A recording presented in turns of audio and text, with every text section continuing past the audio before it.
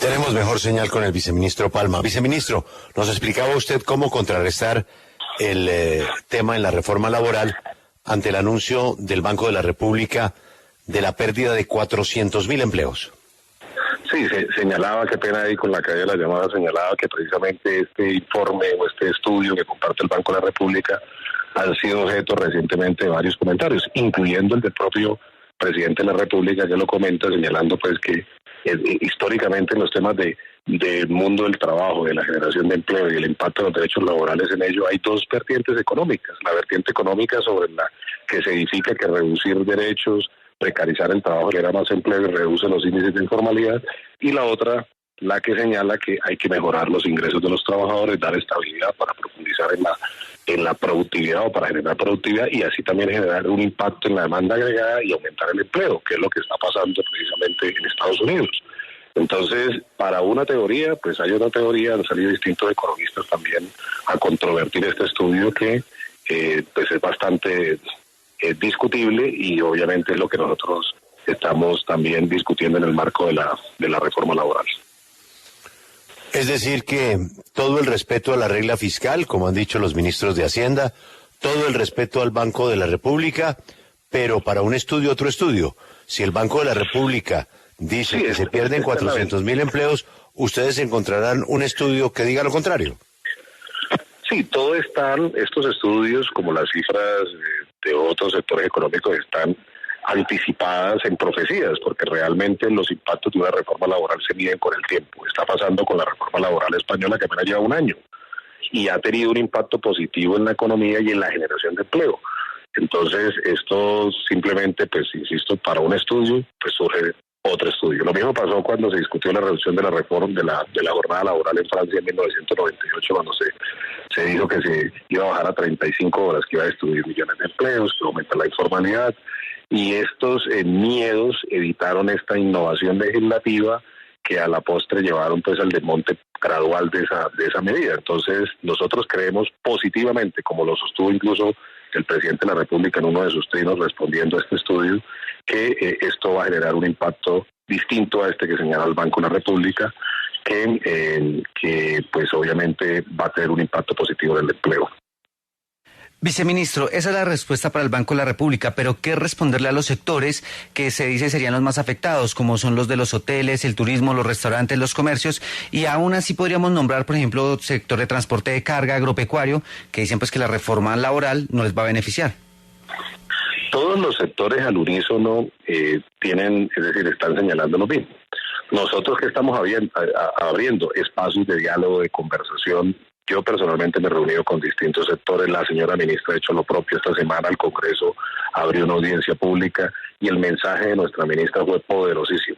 Seguimos escuchando, seguimos abiertos a construir medidas incluso diferenciadas para las pequeñas y medianas empresas, porque lo que menos quiere, y siempre lo ha dicho el presidente de la República y la señora ministra, es que esto disminuya el empleo y aumente la informalidad. Nosotros queremos, y lo dijo incluso, ahorita hace poco leía a Bruce McMaster, decía, podemos proteger los derechos de los trabajadores sin que se impacte en la reducción de empleo. Eso es lo que al final queremos todos y todas. Entonces, sentémonos a construir la mejor reforma laboral para el país. Y viceministro, ¿qué lección se aprendió de lo que pasó con la reforma de salud? Porque muchas veces se dijo que con la reforma de salud que se hacían reuniones, que se hacían conversaciones, que se hacían unas discusiones, que se llegaban a unos acuerdos y en el texto no aparecía lo acordado. Y se cayó la reforma en medio de todo lo que hemos visto. Bueno, sigue su trámite, pero muy complicado y con un camino muy tortuoso. ¿Cómo hacer que si ustedes están haciendo esos acercamientos se reflejen de verdad en el texto para que la reforma tenga un consenso? La reforma, la salud sigue viva. La reforma, y obviamente sigue en discusión con todos los actores. Obviamente lo que también ha señalado el señor presidente es que pues obviamente hay unos mínimos en los que pues no tendría ningún sentido la reforma si esos mínimos no se conservan. Lo mismo pasa aquí en la reforma laboral.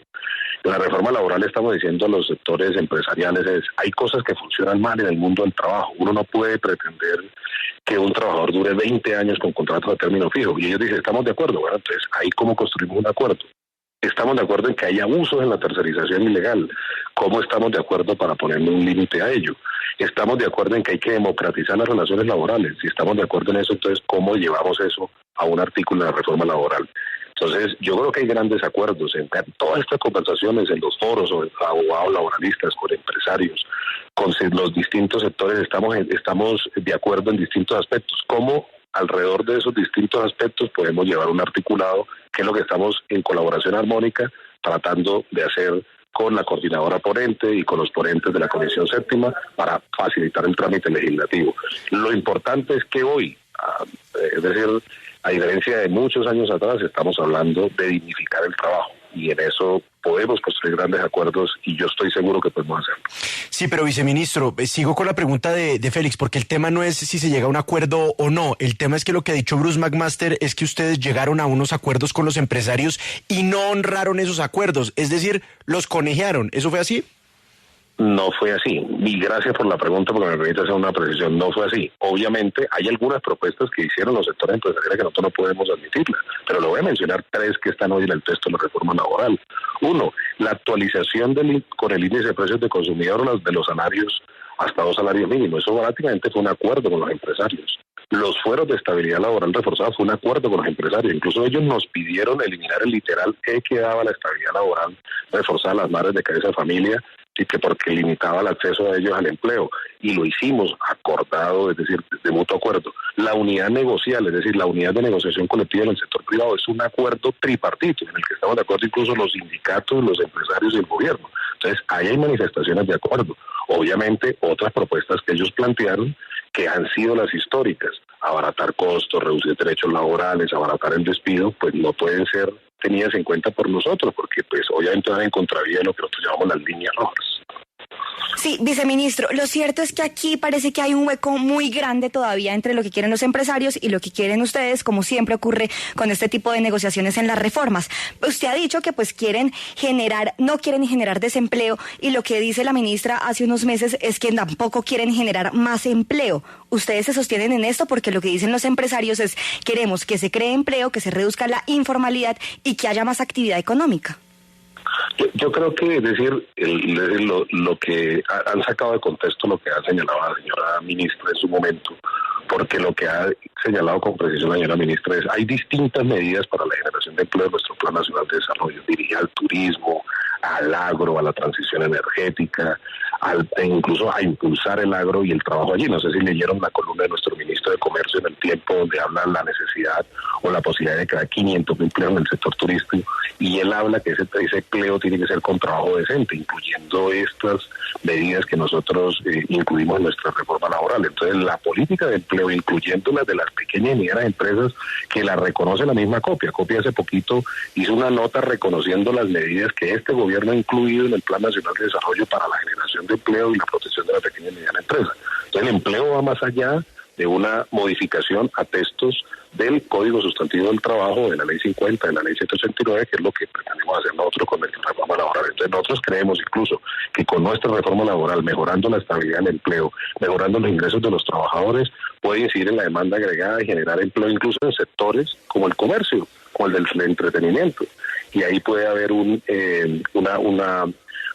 impacto positivo. Y claro que nuestra reforma sí va dirigida a reducir la informalidad. Nosotros estamos hablando de que si esta reforma pasa tal y como la estamos proponiendo, podemos reducir la informalidad en el trabajo doméstico, que es superior al 85%, en el trabajo rural, que es superior al 90%, y en el trabajo de plataformas en el que no hay pago de seguridad social, y sumados unos y otros trabajadores, estos superan los 2 millones de trabajadores que hoy están por fuera de la cobertura de la seguridad social. Ustedes dicen que para un estudio, otro estudio, como el Banco de la República, que es un organismo técnico, no solamente dice que se pierden esos 400.000 empleados, sino que los costos laborales subirán entre el 3.2% y el 10.7%. ¿En el estudio de ustedes también se va a contradecir ese cálculo? Pero mira que este rango que plantea el Banco de la República es muy interesante, porque es diferente al que han planteado otros gremios que han dicho que el 18, que el 35, que el 25. Nosotros hicimos un estudio con nuestros datos, los datos del gobierno. Obviamente los impactos económicos son distintos, de acuerdo a los sectores. No es lo mismo el sector de hotelería y turismo al sector industrial. Y hemos encontrado que los impactos, obviamente hay un impacto económico, sin duda alguna, aquí nadie está negando ello, pero son distintos, son focalizados y no son tan graves como lo han intentado hacer algunos gremios. Nosotros creemos que además podemos graduarlos de acuerdo al sector, que es lo que parte de lo que estamos construyendo con la coordinadora ponente en el Congreso.